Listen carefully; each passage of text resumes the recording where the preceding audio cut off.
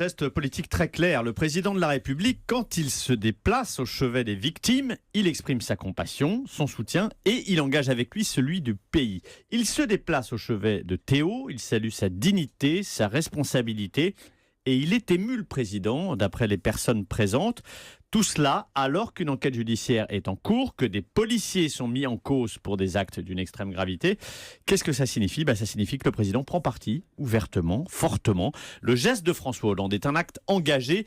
Il met le poids de sa fonction, de son autorité du côté du jeune Théo. Quoi qu'il ait fait, quel que soit son parcours, rien ne justifie les actes qu'il a subis. Implicitement, François Hollande devance la justice et condamne de fait les policiers.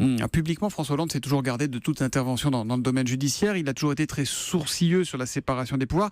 Là, d'un coup, il s'engage. Oui, c'est un peu la Belle au bois dormant, François Hollande. Il sort d'un long sommeil, comme la Belle au bois dormant. Il se réveille après 5 ans d'exercice du pouvoir et il renaît tout d'un coup de gauche, celui qui a trahi en enterrant le droit de vote des étrangers aux élections locales, qui a porté la déchéance de nationalité et la loi travail, vient de se rappeler qui il était. Libéré de tout enjeu électoral, il assume ses convictions.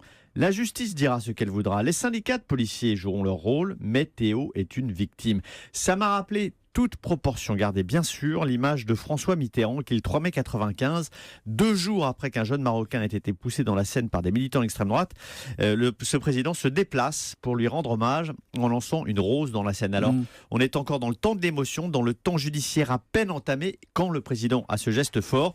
Ce que vient de faire François Hollande, être enfin un président engagé politiquement, c'est en quelque sorte ce que sa famille, la gauche, attendait depuis 5 ans.